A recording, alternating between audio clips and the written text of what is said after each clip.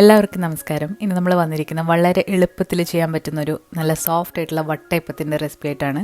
നമ്മൾ ഈ വട്ടയപ്പം ഉണ്ടാക്കുന്നത് അരിയൊന്നും അരയ്ക്കാതെയും കപ്പി കാച്ചാതെയൊക്കെയാണ്. വളരെ എളുപ്പത്തിൽ പാക്കറ്റിൽ കിട്ടുന്ന വറുത്ത അരിപ്പൊടി വെച്ചിട്ട് ചെയ്യുന്ന ഒരു സിമ്പിളായിട്ടുള്ള റെസിപ്പിയാണ്. ഉണ്ടാക്കാനായിട്ടും വളരെ എളുപ്പമാണ്. അതുപോലെ നല്ല പഞ്ഞി പോലത്തെ സോഫ്റ്റ് അപ്പമാണ്. അപ്പോൾ അതെങ്ങനെയാണെന്ന് നോക്കാം. അതിന് വേണ്ടിയിട്ട് നമ്മൾ ഒരു പാത്രം എടുത്തിട്ടുണ്ട്. അതിലേക്ക് 1.5 കപ്പ് അരിപ്പൊടി ചേർത്ത് കൊടുക്കാൻ പോവാണ്. അരിപ്പൊടി എന്ന് പറയുമ്പോൾ അപ്പം, ഇടിയപ്പം, പത്തിരിക്ക് നമ്മളെടുക്കുന്ന പൊടിയാണ്. റോസ്റ്റഡ് റൈസ് ഫ്ലോറാണ് നമ്മൾ എടുത്തിരിക്കുന്നത്. 1.5 കപ്പാണ് വേണ്ടത്. 250 മില്ലിയുടെ കപ്പിൽ 1.5 കപ്പാണ് ഇത് എടുത്തിരിക്കുന്നത്.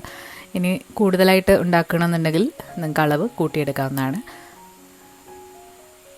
മിക്സിയിലേക്ക് നമ്മൾ ചേർക്കുന്നതിന് മുൻപായിട്ട് നമ്മളെല്ലാ ഇൻഗ്രീഡിയൻസും ഒന്ന് മിക്സ് ചെയ്തിട്ടാണ് മിക്സിയിൽ ചേർക്കാൻ പോകുന്നത്. ഇനി ഇതിലേക്ക് നമ്മൾ തേങ്ങ ചിരകിയത് ചേർക്കുന്നുണ്ട്. 1/2 കപ്പ് മുതൽ 1/4 കപ്പ് വരെ ചേർക്കാം. പിന്നെ ചോറാണ് ചേർക്കുന്നത്. 1/2 കപ്പാണ് ചേർത്തിരിക്കുന്നത്. വെള്ള കളറിലെ ചോറാണ് നമ്മൾ എടുത്തിരിക്കുന്നത്. ഇനി ഇതിലേക്ക് നിങ്ങൾക്ക് മധുരത്തിന് ആവശ്യമായിട്ടുള്ള പഞ്ചസാര ചേർക്കാം. വട്ടയപ്പം നമുക്ക് നല്ല മധുരം ഇട്ടും ഉണ്ടാക്കാം. അതുപോലെ തന്നെ കറിയൊക്കെ കൂട്ടി കഴിക്കാനായിട്ട് മധുരം കുറച്ചിട്ടും ചെയ്യാവുന്നതാണ്. ഞാനിവിടെ 3 ടേബിൾ സ്പൂൺ പഞ്ചസാരയാണ് ചേർത്തിരിക്കുന്നത്. ഇതിലേക്ക് ഒരു 1/4 ടീസ്പൂൺ ഇൻസ്റ്റൻറ്റ് ഈസ്റ്റും കൂടെ ചേർത്ത് കൊടുക്കുന്നുണ്ട്. ഇനി ഇതിലേക്കൊരു 2.5 കപ്പ് വെള്ളം ഒഴിച്ചു കൊടുക്കുക. ഇത് നോർമൽ വെള്ളമാണ്, ചൂടൊന്നും ഇല്ലാത്ത നോർമലായിട്ടുള്ള വെള്ളമാണ്.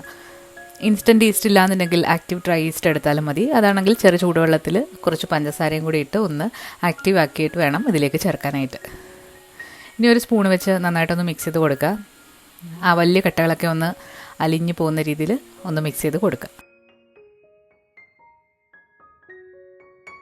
നമ്മൾ നന്നായിട്ട് ഇപ്പോൾ മിക്സ് ചെയ്ത് എടുത്തിട്ടുണ്ട്. ഇനി ഇത് നമുക്കൊരു മിക്സിയുടെ വലിയ ജാറിലേക്ക് ട്രാൻസ്ഫർ ചെയ്യാം. ചെറിയ ജാറാണെന്നുണ്ടെങ്കിൽ 2 തവണകളായിട്ട് ഒന്ന് അരച്ചെടുക്കണം. നല്ല പേസ്റ്റ് പോലെ ഒന്ന് അരച്ചെടുക്കണം. നമ്മൾ നന്നായിട്ട് അരച്ചെടുത്തിട്ടുണ്ട്. ഒരു വിസ്താരമുള്ളൊരു പാത്രത്തിലേക്ക് മാവ് മാറ്റുകയാണ്. ഇനി ഇതിലേക്ക് നമ്മൾ വട്ടയപ്പം ഉണ്ടാക്കുമ്പം ഏലക്കപ്പൊടി ചേർക്കാറുണ്ട്. ഏലക്ക ഒന്ന് പൊടിച്ചിട്ട് ചേർക്കാം. ഞാനിവിടെ ഒരു 1/2 ടീസ്പൂണോളം ഏലക്കപ്പൊടി ചേർത്ത് കൊടുക്കുന്നുണ്ട്. ഇനി ഉപ്പും കൂടെ നമുക്ക് ഇപ്പോൾ തന്നെ ഒന്ന് ചേർത്ത് കൊടുക്കാം. ഉപ്പ് ആവശ്യത്തിന് നോക്കിയിട്ട് ചേർക്കാം. 1 ടീസ്പൂൺ ഞാനിവിടെ ചേർത്ത് കൊടുക്കുന്നുണ്ട്. 1 ടീസ്പൂണും കുറച്ചുകൂടെ ചേർത്ത് കൊടുക്കുന്നുണ്ട്. നന്നായിട്ടൊന്ന് മിക്സ് ചെയ്ത് എടുക്കാം. ഏലക്കപ്പൊടിയുടെ കൂടെ നിങ്ങൾക്ക് ചെറിയ ജീരകം പൊടിച്ചതും കൂടെ ഇതിലേക്ക് ചേർക്കാവുന്നതാണ്, ടേസ്റ്റ് ഇഷ്ടമാണെന്നുണ്ടെങ്കിൽ. ഇനി ഇത് നന്നായിട്ട് കവർ ചെയ്തതിന് ശേഷം കുറച്ച് ചൂടായിട്ടുള്ള സ്ഥലത്തേക്ക് മാറ്റി വെക്കുകയാണെന്നുണ്ടെങ്കിൽ പെട്ടെന്ന് തന്നെ ഇത് ഫെർമെൻ്റ് ആയിട്ട് കിട്ടും. ചൂടുള്ള സ്ഥലങ്ങളിലാണെങ്കിൽ ഇത് പെട്ടെന്ന് തന്നെ ഫെർമെൻ്റ് ആവും. ഒരു 3 മണിക്കൂർ 4 മണിക്കൂറൊക്കെ ആകുമ്പോഴത്തേക്ക് ഇത് ഡബിളായിട്ട് മാവ് പൊങ്ങി വരും. തണുപ്പുള്ള സ്ഥലങ്ങളിലാണെങ്കിൽ കുറച്ചുകൂടെ സമയം എടുക്കും. അപ്പോൾ എനിക്കിവിടെ ഒരു 5 മണിക്കൂറൊക്കെ എടുത്തപ്പോഴാണത് നന്നായിട്ട് ഫെർമെൻ്റ് ആയിട്ട് വന്നിട്ടുള്ളത്. ഇനി നമുക്കിത് വട്ടയപ്പം ആക്കാനുള്ള പ്ലേറ്റ്സിൽ ഒന്ന് നെയ്യ് തടവി വെക്കാം. നമ്മുടെ സാധാരണ സ്റ്റീൽ പ്ലേറ്റ് വെച്ചിട്ട് ഇഡ്ഡലി ചെമ്പിൽ സ്റ്റീം ചെയ്തെടുക്കാം. അല്ലാന്നുണ്ടെങ്കിൽ നമ്മളിപ്പം തട്ടിഡ്ഡലിയുടെ സ്റ്റാൻഡിലാണ് ഇത് സ്റ്റീം ചെയ്തെടുക്കാൻ പോകുന്നത്. ഇതാകുമ്പം നമുക്ക് ഒരു തവണ 4 എണ്ണമായിട്ട് ചുട്ടെടുക്കാൻ പറ്റും. നെയ്യാണ് നമ്മൾ തടവി കൊടുക്കുന്നത്. അപ്പോഴാണ് ഒരു ടേസ്റ്റ് കിട്ടുന്നത്. കൈവച്ചിട്ട് സൈഡിലും എല്ലാം ഒന്ന് നന്നായിട്ടൊന്ന് പുരട്ടി കൊടുക്കാം.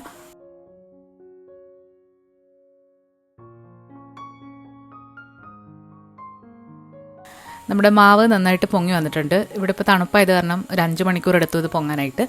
ഞാൻ ഓവനിൽ ചൂടായിട്ട് വെച്ചൊന്നുമില്ല, നോർമലായിട്ട് കൗണ്ടർ ടോപ്പിലാണ് വെച്ചത്. അപ്പോൾ തന്നെ ഇത് നന്നായിട്ട് പൊങ്ങി വന്നിട്ടുണ്ട്. ഇനി ഇത് ജസ്റ്റ് ഒന്ന് ഇളക്കി കൊടുക്കുക, ഒരുപാട് മിക്സ് ചെയ്യരുത്. ആ ഒരു കുമിളകളോട് കൂടി തന്നെ നമുക്കിനി ഇത് 2-3 തവി വീതം ഈ ഒരു തട്ടിലേക്ക് ഒഴിച്ചു കൊടുക്കാം. ഇനി സ്റ്റീൽ പ്ലേറ്റിലാണെന്നുണ്ടെങ്കിൽ 2-3 തവണകളായിട്ട് മാവ് 1/4 ഭാഗം വരെ ഒഴിച്ചിട്ട് സ്റ്റീം ചെയ്ത് എടുക്കാവുന്നതാണ്. അങ്ങനെ നമ്മൾ മാവെല്ലാം ട്രാൻസ്ഫർ ചെയ്തിട്ടുണ്ട് തട്ടിലേക്ക്. സ്റ്റാൻഡിലാക്കിയിട്ട് നമുക്കിനി ഇത് സ്റ്റീം ചെയ്തെടുക്കാം.